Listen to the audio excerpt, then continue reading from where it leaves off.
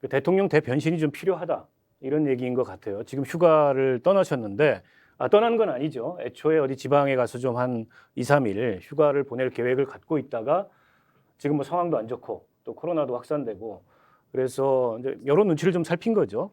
자택에서 쉬면서 이런저런 구상을 하겠다라고 밝혔는데 자, 휴가 갔다 온 이후에 대통령이 지금 여당도 이렇게 좀 혼란하고 그리고 국정 지지율도 굉장히 떨어지고 그리고 이종훈 평론가께서 늘 강조하셨지만 국정의 어젠다가 잘 안 보이는 상황에서 뭔가 반전의 카드, 반전의 카드라면은 이제 가장 우선적으로 우리가 생각할 수밖에 없는 게 이른바 이제 인적 쇄신이죠.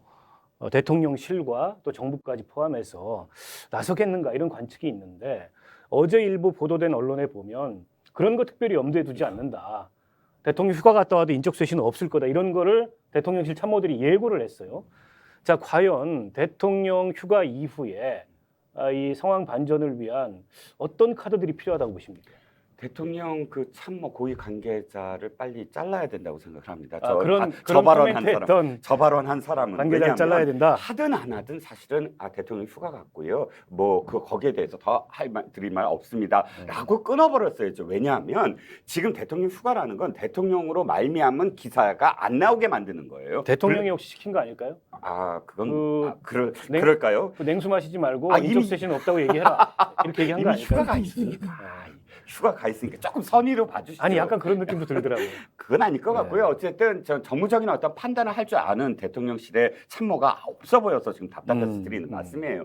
좀 더 그렇게 블랭크를 갖고 사람들로 하여금 대통령을 이제 한 일주일 동안이라도 생각 안 하게 만들어주는 게 지금 대통령실인데 그 기사 또 나오니까 완전히 그래 뭐 세션 안 하려나 보다라고 파장을 일으키잖아요. 그렇죠. 저런 형편 푹신을 결심했다 이런 뭐 영화도 본다 뭐 이런 말을 한 참모 잘라야 되고요.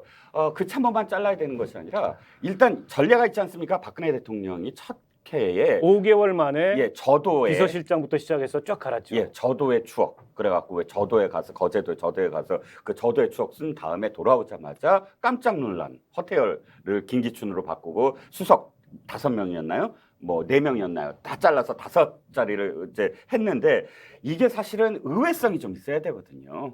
그리고 그게 결단력과 결기가 있어야 되거든요. 인적 쇄신이란 건 내가 그만둘 수 없으므로 어쨌든 책임을 지워서 내가 이만큼 나의 이 가장 가까웠다고 내가 책임을 준 사람들을 권한을 준 사람들을 이렇게 잘랐으니 좀 더 지켜봐 달라라는 그런 의미가 포함되어야 하고 이번에 만약에 그것조차 없다면 정말로 쇄신, 이 윤 대통령이 너무나 곰 같다. 옛날에는 여우 같은 곰인 줄 알았는데 그냥 곰이었을 뿐이다라고 실망을 할 겁니다. 인적 쇄신에 나설 거다. 네. 이렇게 기대를 하시고 전망을 하십니까? 나서야만 한다. 당위를 자, 우리 전 평론가님. 어제 청와대 비서관이 그런 얘기했다고 하니 제가 들은 이 사람들 악에 받쳐 있나? 악에 받쳐 있는 언론도 공격하고 야당도 공격하고 국민도 공격하니까 이것들이 우리를 어떻게 보고 이러는 거야? 여기에서 밀리면 우리 끝장이니까 우리는 끝까지 고집 안 꺾고 계속 고한다. 뭐 이렇게 하는 것 같았어요. 그러면 그분이 잘려야 될 문제가 아니고 이 정권이 아마 국민들한테 견디지를 못할 거예요. 민심을 정확하게 읽어야 되는 민심은 감정이 아니거든요. 민심이 표출될 때는 감정처럼 표출되지만요.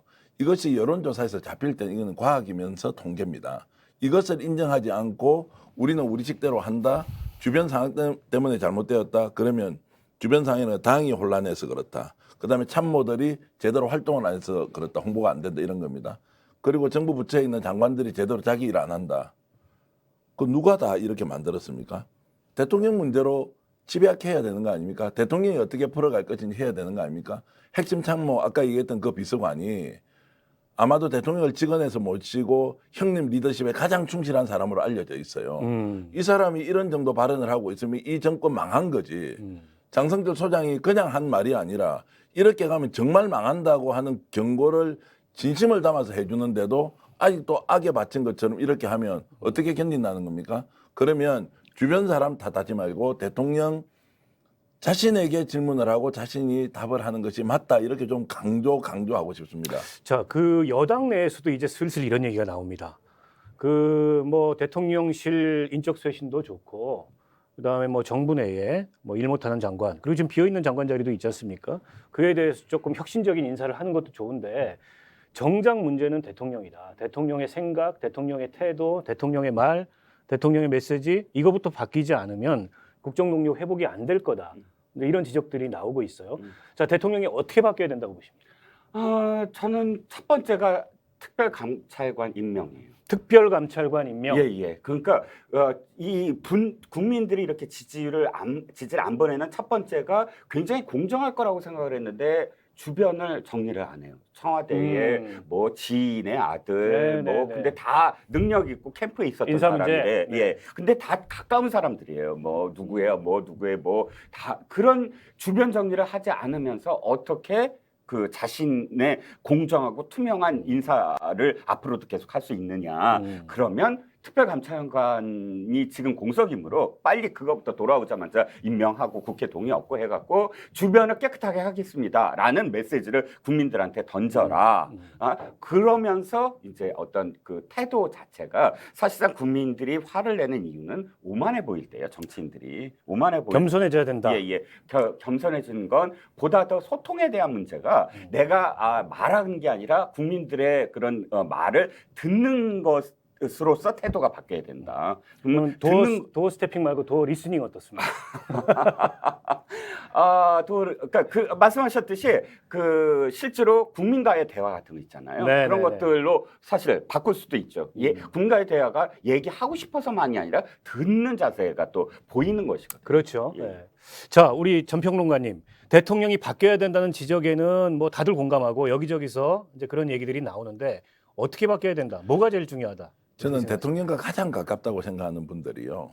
실제 심기 보좌를 좀 해야 될 필요는 있다. 심기 보좌. 심기 보좌를 할 심기 보좌를 너무 해서 그런 거 아닐까요? 지금? 아닙니다. 지금은 심기 보좌라는 것은 국민들의 여론을 전달해 줄 때 대통령을 설득을 시켜내야 되지 않습니까? 그러면 자 기네스북에 오를 만큼 최단기간에 역대 최저 지지율을 기록한 윤석열 대통령이 차라리 일찍 와서 다행입니다. 이거 늦게 오면 정말 나라 망하는데 일찍 와서 다행이니까 정반대로 이야기하는 저희들처럼 비판하는 사람들은 지금 이렇게 오면 5년 동안 어떻게 갈 것이라고 얘기를 하는데 거꾸로 일찍 와서 다행이니 뭐가 잘못돼 한번 따져봅시다. 사실 대통령님이 노력하고 최선을 다했지만 국민들의 전파가 안 됐으니 좀 더 겸손해지고 도스태핑보다는 도 리스닝이든 어떤 것이든 해서 국민들과 소통도 좀 하고 그리고 우리가 복잡하게 많이 바꿀 거 없습니다. 좋은 태도, 말투 가지면 국민들은 신뢰하고 믿어줄 겁니다. 그래서 조금만 바뀌어도 큰 점수 얻는데 조금만 바뀌어도 큰 점수를 얻을 거다. 저는 그렇게 생각하죠. 워낙 지금 국민들이 상상 초월의 상황들을 계속 보고 있으니까 그럼 이런 것들을 통해서 대통령을 조금씩 국민들과 가깝고 이웃에 있는 아저씨처럼 그리고 푸근하게 믿고 따라갈 수 있도록 하는 이런 일단 애티튜드, 태도의 변화만 있더라도 훨씬 더 좋은데 거기에 보태서 참모진들 좀 쇄신하고 국민의 내부도 이렇게 손잡고 가봅시다라고 하면 일시에 저는 해결될 수도 있다 이런 생각을 하고 있습니다. 그러니까 지금 우리 그 이평론가께서는 내부 감시자를 둬라. 네. 특별감찰관 임명해서 데브스 애드버케이트. 그거부터 시그널이 될 거다 국민들한테. 네. 우리 전평론가님께서는 태도부터 바꿔라. 네. 눈도 좀 착하게 뜨고 예. 걸음걸이도 바꾸고 네. 말씀도 좀 겸손하게 하고 그리고 그런 걸 보좌할 수 있는 정무적 역량이 있는 참모들을 일부 쇄신하고 이야기 이런 들으면 말씀, 됩니다. 네, 이런 말씀이시죠. 자, 대통령께서 지금 두 분이 말씀하신 것 중에 아주 일부만 채택하더라도 국민들은 조금 달리 이 상황을 볼 것 같은데 과연 그런 변신이 일어날지 좀 저희가 지켜보기로 하고요. 자, 또 한 가지 국민의힘 내부에서 이준석 대표 체제를 마감하고 비대위로 가면서 당을 어쨌든 쇄신해야 되는데 그 쇄신의 방안으로 윤핵관들도 다 이선 후퇴해라. 그리고 윤 대통령하고 윤핵관 좀 멀어져라. 이런 주문인 것 같아요. 과연 윤 대통령은 윤핵관들을 멀리할 수 있을까? 어떻게 보십니까?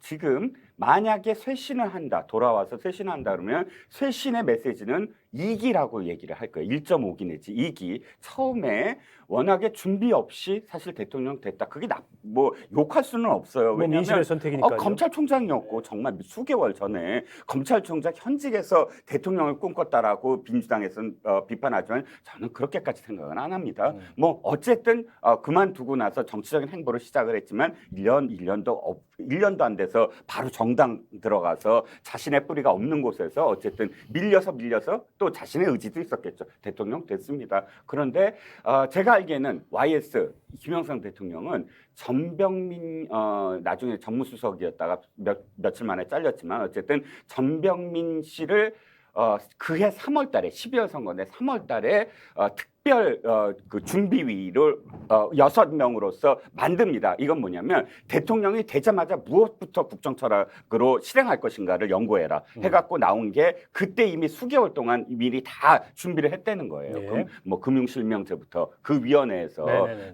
그래서 그것이 성공을 했는데. 거기에 반해서 이 윤석열 대통령은 전혀 아무런 준비 없이 사실은 대통령 후보로 나와서 이렇게 됐습니다. 그러면 믿을 사람이 누구밖에 없다. 뭐 이렇게 하소연하면서 검찰 인사 쓰고 또 자신이 사실은 엘리트 그 관료잖아요. 검사고 그 엘리트 관료들이 어떻게 움직인다라는 신뢰 때문에 뭐 그 기재부 사람들 많이 썼을 겁니다.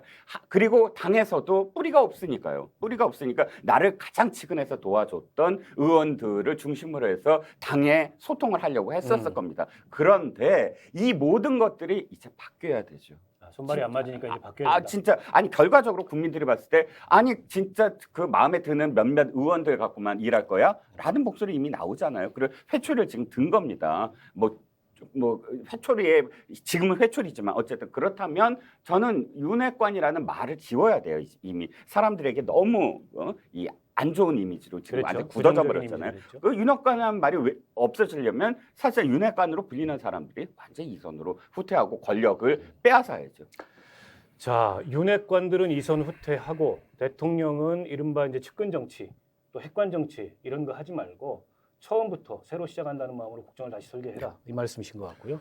쉽게 얘기하면 대통령이 장제원 의원이나 권성동 의원한테 조금 빠져있고 내 당신에 대한 신뢰나 믿음 지금까지 도움이 있지 않을 테니까 당을 정상화시키는 게 중요합니다. 이러면 자, 이 두 분이 뭐 자기하고 좀 비슷하거나 그래도 좀 중립적인 사람을 내세울 거 아닙니까? 자, 그 다음에 어떻게 해야 되느냐. 차기 총선의 공천권을 행사하는 것은 당 내에서 당 대표나 원내대표가 누군지가 중요한 게 아니라 윤석열 대통령이 어떻게 하면 떨어진 지지율을 회복해서 국정 동력을 확보하느냐에 따라서 차기 총선의 성패가 좌우되지 않습니까? 그러면은 장제원, 권성동 밖에 없는 윤핵관이 아니라 윤석열 대통령 지지율이 높아지면 국민의힘에는 모든 의원이 윤핵관이 되겠다고 난리법석을 칠 건데 이 카드를 내비두고 어떻게 해서 좁은 정치로 권성동, 장제원 중에 누구를 선택하느냐, 이선 후퇴할 거냐 말 거냐 하고 따질 게 뭐가 있냐는 거예요. 이것은 정치가 고도적인 기술을 가지고 한다고 하지만 상식적으로 보면 국민에 대한 신뢰만 회복하면 윤핵관은 부지기수로 만들 수도 있는데 왜 대통령이 권성동, 장제원 문제에 집착해서 이렇게 한다 저렇게 한다 할 이유가 없다고 저는 봅니다.